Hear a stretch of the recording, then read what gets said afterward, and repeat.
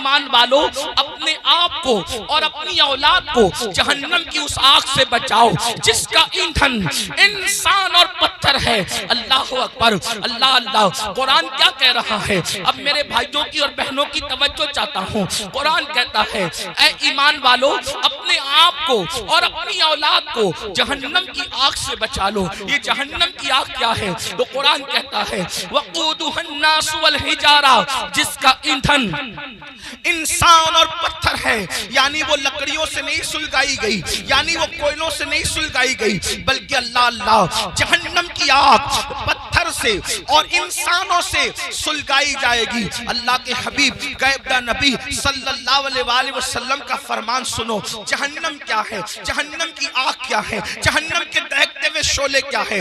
اللہ اکبر۔ ایک دن میں تین مرتبہ پیٹ بھر کے کھانے والوں اور اللہ کی نافرمانی کرنے والوں، اپنی راتوں کو بے فکری کے ساتھ گزارنے والوں، اللہ کی نافرمانی کرنے والوں، نرم نرم گدوں پہ لیٹ کر کے قبر کی رات کو بھول جانے والوں، قبر کی رات کو فراموش کر دینے والوں، کبھی سود کا دھندا کر کے، کبھی بیاج کا دھندا کر کے، کبھی اپنے پیٹ کے اندر یتیموں کا مال جہنم کی آگ کی شکل میں بھرنے والوں، ذرا توجہ کرو۔ یہ جہنم کیا ہے جس کا ذکر اللہ کے حبیب غیبدہ نبی مصطفیٰ کریم رؤوف الرحیم صلی اللہ علیہ وآلہ وسلم نے فرمایا۔ دیکھیے ہم تو آقا کا فرمان بیان کر رہے ہیں اور یہ اس نبی کا فرمان ہے جو اپنی طبیعت سے کلام نہیں کرتے، دل کے کانوں سے سننا میرے بھائیوں۔ اپنے آقا مصطفیٰ جان رحمت صادق و مصدوق صلی اللہ علیہ وآلہ وسلم فرماتے ہیں جب اللہ نے حضرت آدم کو پیدا فرمایا، پھر آدم جنت میں پیدا ہوئے، پھر آدم علیہ السلام سے لغزش معصومانہ ہوئی، لغزش پیغمبرانہ ہوئی، اور پھر آدم دنیا میں آئے 200 سال تک یا 300 سال تک روتے رہے، پھر آپ کی دعا قبول ہوئی، پھر آپ کی توبہ قبول ہوئی۔ جب دعا قبول ہوئی، توبہ قبول ہوئی، تو حضرت آدم کے لیے اللہ نے حضرت جبریل سے فرمایا جبریل جاؤ اور جا کر کے جہنم سے آگ لے کر آدم کو لے جا کر کے دے دو تاکہ آدم کھانا بنائے۔ اب یہ دنیا میں پہلی بار کھانا بن رہا ہے۔ اللہ اکبر۔ کون بنا رہا ہے کھانا؟ حضرت آدم۔ دنیا کی پہلی ڈش بن رہی ہے، دنیا کا پہلا کھانا بن رہا ہے، اور کون بنا رہا ہے؟ آدم علیہ السلام۔ اس کے لیے آگ، ابھی تک دنیا میں آگ نہیں تھی، دنیا میں آگ کا عطا پتہ نہیں تھا، بلکہ اب آگ کی ضرورت پڑی حضرت انسان کو۔ یہاں پر جو ہسٹری کے طالب علم ہیں اور تاریخ کے طالب علم ہیں ان کی توجہ چاہتا ہوں۔ اللہ اللہ، لوگ یہ کہتے ہیں انسان پہلے بندر تھا اور بندر سے ترقی کرتے کرتے وہ انسان بنا۔ یہ کون لوگ کہتے ہیں؟ وہ لوگ کہتے ہیں جو انسانیت کے ٹھیکیدار بنے ہوئے ہیں۔ کیا کہتے ہیں؟ انسان پہلے بندر تھا اور وہ ترقی کرتے کرتے انسان بنا۔ انسان پہلے ننگا گھومتا تھا، پھر ننگے سے پتے باندھنے لگا، پھر یہ کرنے لگا، پھر وہ کرنے لگا، پہلے جھک کے چلتا تھا بندر کی طرح، پھر یہ ہو گیا، پھر وہ ہو گیا۔ انسانیت کے لیے اس سے بڑی گالی کچھ نہیں ہو سکتی۔ اوروں کے نزدیک نظریہ یہ ہے کہ انسان پہلے بندر تھا، ترقی کرتے کرتے انسان بنا، لیکن ہمارے نزدیک تصور انسان یہ ہے کہ سب سے پہلے اللہ نے جس انسان کو پیدا کیا وہ اتنا خوبصورت تھا کہ اس کے حسن کو دیکھ کر فرشتوں نے اس کے آگے سجدہ کیا۔ نعرہ تکبیر، نعرہ رسالت۔ خوبصورت ہے کہ حسن آدم کو دیکھ کر ملائکہ رشک کرنے لگے۔ حضرت بیدم شوارسی کہہ رہے ہیں اب آدمی کچھ اور ہماری نظر میں ہے، اب آدمی کچھ اور ہماری نظر میں ہے، جب سے سنا ہے یار لباس بشر میں ہے۔ کون کہتے ہیں ہمارا پہلا آدمی تو آدم ہے، بلکہ آدمی آدم ہی سے بنے۔ حضرت آدم علیہ السلام نور محمدی لے کر آئے، لیکن یہ تفصیل اس پر نہیں عرض کرتا۔ بات کیا عرض کر رہا تھا؟ پہلا کھانا بن رہا ہے۔ اللہ نے جبریل علیہ السلام کو حکم دیا جاؤ دنیا میں آگ نہیں ہے، آگ لا۔ پہلی بار دنیا میں آگ آئی، حضرت جبریل گئے، حضرت مالک سے کہا کون مالک؟ یہ حضرت مالک جہنم کے داروغہ ہیں، یعنی جہنم کا پورا نظام سسٹم اللہ نے ان کو سونپ رکھا ہے۔ تو حضرت مالک علیہ السلام کے پاس جبریل کہتے ہیں، جبریل علیہ السلام کہتے ہیں مالک حضرت آدم کو آگ کی ضرورت پیش آئی ہے، اس لیے جو ہے مجھے آگ دیجئے۔ اب ذرا توجہ کرنا، جہنم سے آگ دنیا میں آ رہی ہے۔ حضرت مالک نے کہا کتنی آگ چاہیے؟ کھانا پکانے کے لیے آدم کو آگ چاہیے، ایک کھجور اتنی، کھجور جتنی ہوتی ہے کھجور اتنی آگ مجھے دے دے تاکہ میں آدم کو لے جا کر کے دے دوں۔ حضرت مالک نے کہا اے جبریل اگر کھجور اتنی آگ آپ جہنم سے دنیا میں لے کر جائیں گے تو ساری زمین بھی جل جائے گی، آسمان بھی جل کر بھسم ہو جائیں گے۔ نہ زمین برداشت کر سکتی ہے نہ آسمان برداشت کر سکتا ہے۔ کھجور اتنی آگ دنیا میں گئی تو پوری زمین اور آسمان جل کر کے راکھ ہو جائیں گے۔ پھر اس کے بعد حضرت جبریل نے کہا اے مالک آدھی کھجور جتنی مجھے جہنم کی آگ دے دیجئے تاکہ میں ان کو لے جا کر کے دے دوں۔ تو حضرت سیدنا جبریل امین نے جب کہا آدھی کھجور اتنی جو ہے وہ جہنم کی آگ دے دو، تو تب حضرت مالک نے کہا اگر میں نے آدھی کھجور اتنی آگ دے دی تو بھی یہ حال ہوگا کہ دنیا میں آسمان سے کبھی بارش نہیں ہوگی، کبھی پانی نہیں برسے گا، اس لیے آپ آدھی کھجور اتنی بھی آگ نہ لے کر جائیں۔ تو پھر کہا کتنی؟ تو حضرت سیدنا مالک نے کہا آپ سوئی کے ناکے اتنی یا ایک ذرہ جتنا ہوتا ہے اتنی آگ لے جائیں، وہ بھی ڈائریکٹ نہ لے جائیں۔ اب میں اپنے بھائیوں کی توجہ چاہتا ہوں، دیکھو یہ سارے عنوانات بہت غور کرنے والے ہوتے ہیں، توجہ کرنے والے ہوتے ہیں۔ میرے بھائیوں ہم آپ لوگوں کی محبتوں کا احترام کرتے ہیں، لیکن ایک بات آپ کو بتاؤں، ہمارے فوٹو اور ہماری تصویریں قیمتی نہیں ہیں، بلکہ رسول اللہ کی یہ فرامین اہم ہے جو آپ کو سنانے کے لیے بلایا جاتا ہے، اور آپ بہت اچھے سے سن رہے ہیں، لیکن تھوڑی آپ کی توجہ چاہتا ہوں۔ اتنی لمبی روایت میں نے پڑھی، اب اصل جو ہے وہ جس مقصد کے لیے پڑھی وہ یہ ہے، حضرت جبریل نے ایک کھجور اتنی آگ مانگی، منع کیا گیا، آدھی کھجور اتنی آگ مانگی، منع کیا گیا کہ بارش نہیں ہوگی آسمان سے، پھر ایک ذرے کے برابر آگ دی گئی۔ تو حضرت مالک نے کہا اس کو بھی ڈائریکٹ نہ لے جائیں بلکہ اس کو پہلے دھلا جائے۔ تو ذرہ برابر آگ حضرت جبریل کو حضرت مالک نے دیا، 70 مرتبہ جبریل علیہ السلام نے اس جہنم کی آگ کو رحمت کے پانی سے دھویا، اس کو واش کیا، دھویا، اور 70 بار دھونے کے بعد پھر اس آگ کو ذرہ برابر دنیا میں لایا گیا۔ لیجئے حضرت آدم یہ کھانا بنانے کے لیے ہے، تو حضرت آدم نے فرمایا اس کو پہاڑ پہ رکھو۔ جب وہ ذرہ برابر جہنم کی آگ جس کو 70 بار دھویا گیا تھا، ندی کے پانی سے نہیں، نہروں کے پانی سے نہیں، دنیا کے پانی سے نہیں، بلکہ رحمت خدا کے پانی سے 70 بار اس ذرے کو اور ذرہ برابر آگ کو دھویا گیا تھا۔ اور جب حضرت جبریل نے اس کو پہاڑ پہ رکھا تو پہاڑ پہ وہ ذرہ برابر آگ پڑی تو پورا پہاڑ جل کر کے بھسم ہو گیا، اور وہ ذرہ برابر آگ نے جب پہاڑ کو جلا دیا تو وہ فوراً جہنم کی طرف لوٹ گئی۔ پہاڑ کے جلنے سے، اس آگ کے اثر سے جو دھواں نکلا تھا، وہ دھواں پتھروں میں، لوہے میں اور جن لکڑیوں میں آگ ہے ان میں گھس گیا۔ اللہ اکبر! تو یہ جو دنیا میں آگ دیکھ رہے ہیں، یہ آگ وہ آگ نہیں ہے، بلکہ اس آگ کے اثر سے جو دھواں نکلا تھا، وہ دھواں ہے جو یہ آگ دنیا کی آگ ہے۔ اب مجھے بتاؤ، ذرہ برابر جہنم کی آگ 70 مرتبہ رحمت کے پانی سے دھو کر دنیا میں لائی جائے، وہ پہاڑ کو جلا دے اور پھر جہنم میں لوٹ جائے، تو اس کے باقیات، اس کے دھوئے کے اثرات اتنی تیز ہیں کہ اگر جلا دے تو بستیاں جل کر خاکستر ہو جائے، اگر جلا دے تو انسان مر جائے، اگر جلا دے تو انسان کی آنکھیں اندھی ہو جائے، اگر جلا دے تو انسان کا دماغ کام نہ کرے۔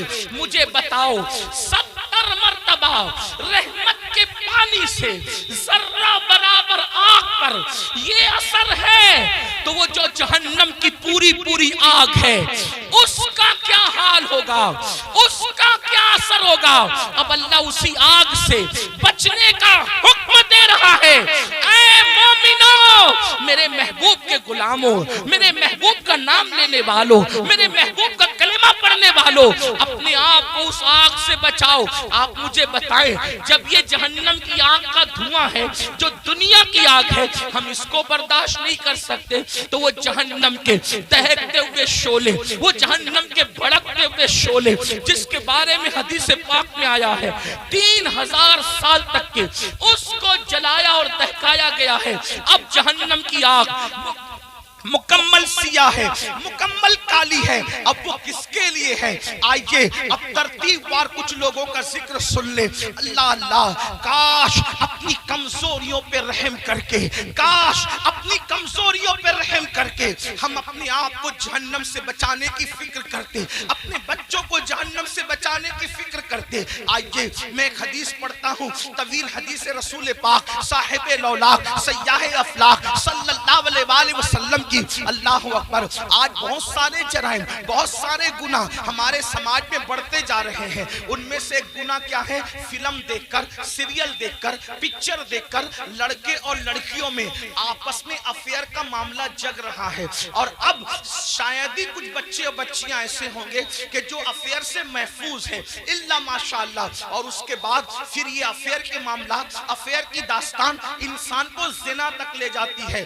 اور یہ زنا کیا ہے؟ اب سنیے، اللہ اکبر، میرے اور تمہارے سچے نبی صلی اللہ علیہ وآلہ وسلم فرماتے ہیں آج زنا بڑھ رہا ہے۔ بلکہ آپ کو بتاؤں، یہاں تک کہ لکھنے والوں نے لکھا ہر منٹ پر کئی زنا ریکارڈ کیا جا رہا ہے دنیا میں۔ تعفن ہے زنا کا، تعفن ہے بدکاری کا۔ اللہ اکبر، ہیرو ہیروئن کے چکر میں انسان اب زنا کو گناہ بھی نہیں سمجھتا۔ آؤ آؤ، اپنے نبی کا فرمان سنو، اپنے سچے رسول کا فرمان سنو اور اپنے آپ کو جہنم کی آگ سے بچا لو۔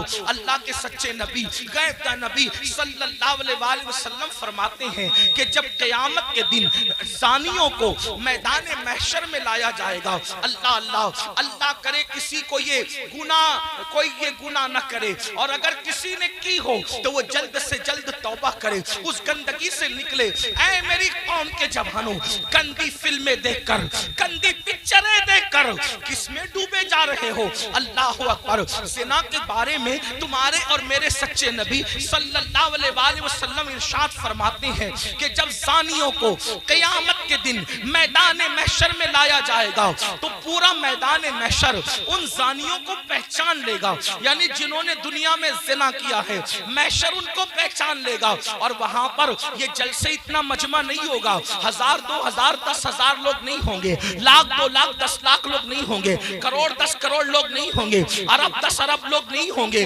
بلکہ سارے اولین اور آخرین ہوں گے۔ انبیاء وہاں ہیں، صحابہ وہاں ہیں، اولیاء وہاں ہیں، سب وہاں ہیں۔ اور میرے اور تمہارے سچے نبی فرما رہے ہیں زانیوں کو، دنیا میں زنا کرنے والوں کو جب قیامت کے دن لایا جائے گا تو ان کو سب پہچان لیں گے۔ اس کی وجہ کیا ہوگی؟ اگر حدیث میں نہیں آتا تو میں بیان کرنے کی ہمت نہیں رکھتا، میرے مخدوم زادے سامنے موجود ہے۔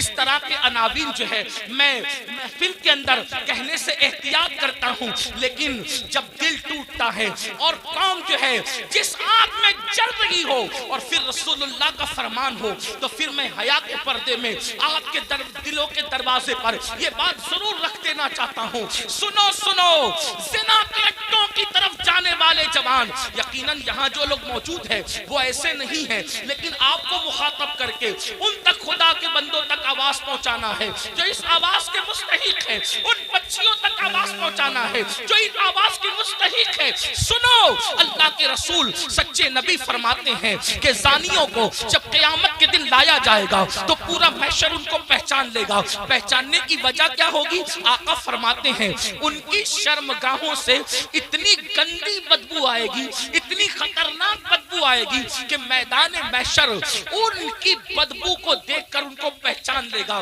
ذرا اندازہ کرو, زنا کی وجہ سے شرمگاہیں سڑ کر بدبو دار ہو چکی ہوگی اور اس سے بدبو آئے گی. محشر پہچان لے گا, میدان محشر کے لوگ پہچان لیں گے. مجھے بتاؤ جس کے منہ میں بدبو آتی ہے وہ کتنا شرمندہ رہتا ہے دنیا میں. نادان, اگر منہ سے بدبو آئے, آدمی اگر پیاس کھا لے فوراً پان کھاتا ہے, سونپ کھاتا ہے, کوئی چیز کھاتا ہے, منہ فریش کھاتا ہے. کیوں؟ میرے منہ میں بدبو نہیں آنا چاہیے. سن لو, جب آدمی منہ کی بدبو سے دنیا میں اتنا ڈرتا ہے کہ نیند سے اٹھنے کے بعد بغیر برش کیے وہ باہر نہیں نکلتا, دوستوں سے گفتگو نہیں کرتا, اللہ اللہ مگر اللہ اکبر, وہ موقع کیسا ہوگا, وہ حالات کیسے ہوں گے. فلم دیکھ کر کے کسی ہیرو کے چکر میں زنا کی طرف جانے والوں, میری قوم کے جوانوں, اللہ اکبر, آقا ارشاد فرماتے ہیں زانیوں کی شرمگاہوں سے سڑی ہوئی بدبو آئے گی تو پورا محشر ان پہ لعنت کرے گا. لعنت, محشر بھی لعنت کرے گا, فرشتے بھی لعنت کریں گے, اللہ بھی لعنت کرے گا, اور اللہ ان سے قیامت کے دن کلام نہیں کرے گا, ان سے اللہ بات نہیں کرے گا. اسی پہ بس نہیں, اب سنو, ابھی آپ نے جہنم کا ذکر سنا, آگے آقا فرماتے ہیں ان کو چہروں پر جہنم کی آگ رکھ کر بھڑکائی جائے گی. ان کے چہروں پر جہنم کی آگ رکھ کر کے زانیوں کے چہرے پہ آگ بھڑکائی جائے گی. کبھی تندور کے اندر کوئی چیز سیکی جاتی ہے تو کیسے الٹ پلٹ کیا جاتا ہے, زانیوں کے چہروں کو جہنم میں الٹ پلٹ کیا جائے گا, ان کے چہروں پہ آگ بھڑکائی جائے گی. اسی پہ بس نہیں, میرے اور تمہارے سچے نبی فرماتے ہیں پھر حضرت مالک یعنی جہنم کے داروغہ جہنم کی آگ کی بنی ہوئی قمیص اس کے بدن پر پہنائیں گے. ہائے ہائے, جو مئی کی گرمی برداشت نہ کر سکے, جو دسمبر کی سردی برداشت نہ کر سکے, یہ کمزور جسم جس پر مکھی اور مچھر چلے تو یہ کمزور جسم مکھی اور مچھر کے ڈنک کو برداشت نہیں کر سکتا. یہ کمزور جسم اگر بتی کے چٹکے کو, سگریٹ کے چٹکے کو برداشت نہیں کر سکتا. ہائے, زنا کرنے کی بنیاد پر جب جہنم کی آگ کی بنی ہوئی قمیص اس کم نصیب کو پہنائی جائے گی, اس کم بخت کو پہنائی جائے گی, اس کا حال کیا ہوگا. اگر یہ بات کوئی مولوی صاحب کہہ دیتے تو لوگ کہتے مولانا ڈرا رہے ہیں, اگر کوئی لیڈر سیاسی کہہ دیتا تو لوگ کہتے ہیں کہ اپنی بات ہو رہی ہے. لیکن واللہ یہ اس رسول نے فرمایا ہے جو زمین پہ بیٹھ کر کے لامکاں کی خبر دیتے ہیں, جو ماں کے شکم میں رہ کر کے لوح محفوظ پر چلنے والے قلم کی آواز کو سن لیا کرتے ہیں. اللہ اللہ, لرز جاؤ گندی فلمیں دیکھ کر, زنا کو شوق بنانے والوں لرز جاؤ.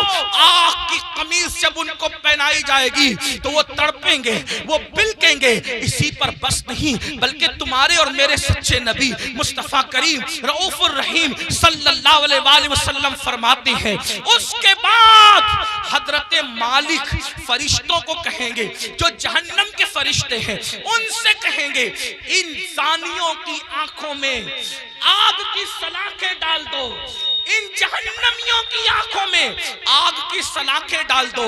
ہائے ہائے, جہنم کی آگ سے بنی ہوئی سلاخیں ان کی آنکھوں میں ڈالنے کا حکم ہوگا.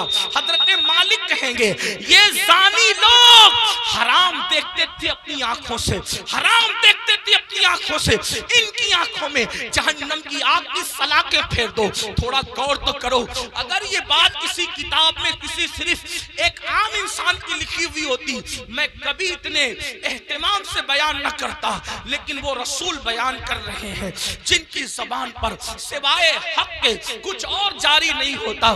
میرے امام کہتے ہیں وہ دہن جس کی ہر بات وحی خدا, چشمہ علم و حکمت میں لاکھوں سلام, وہ زبان جس کو سب کن کی کنجی کہے اس کی نافذ حکومت میں لاکھوں سلام. 2 منٹ کی لذت کے لیے اللہ کو ناراض کرنے والوں, 2 منٹ کی لذت کے لیے اپنی آخرت کو تباہ کرنے والوں, والوں پکچروں میں ہیرو ہیروئن کو زنا کرتا دیکھ کر, گندی پکچریں دیکھ کر اپنی آخرت کو تباہ و برباد کرنے والوں, سوچو تو صحیح, گناہ میں لذت تو ہے مگر عزت نہیں ہے, گناہ میں لذت تو ہے مگر سکون نہیں ہے. او سکون کے متلاشیوں, آج کہتے ہو دل کو سکون نہیں, کوئی کہتا ہے روزی میں برکت نہیں, کوئی کہتا ہے گھر میں آرام نہیں, کسی نے کچھ کر دیا, کسی نے کچھ کر دیا. میں کہتا ہوں کیا نہیں کیا یہ 2 نمبر کی بات ہے, لیکن ہم نے اپنی تباہی کا سامان کیا. نرم نرم گدوں پہ لیٹ کر جس گھر میں زنا کی فلمیں دیکھی جائے گی اس گھر میں برکت کا نزول کیسے ہو سکتا ہے؟ اللہ اکبر. جس گھر میں پکچریں چلے گی, ہیرو ہیروئن کو بھاگتا ہوا دکھایا جائے گا, جس گھر کے اندر زنا کی ترغیب دی جائے گی اس گھر میں برکتوں کا نزول کیسے ہوگا؟ جملہ کڑوا لگے تو معاف کر دینا, مراد آباد والوں غور سے سنو, جس گھر کی برکت کو اللہ اٹھا لے ملا کی دعا اور تعویذ, اس گھر میں کبھی برکت نہیں لا سکتے, اس لیے کہ خدا کی طاقت کے سامنے انسان بے بس ہے.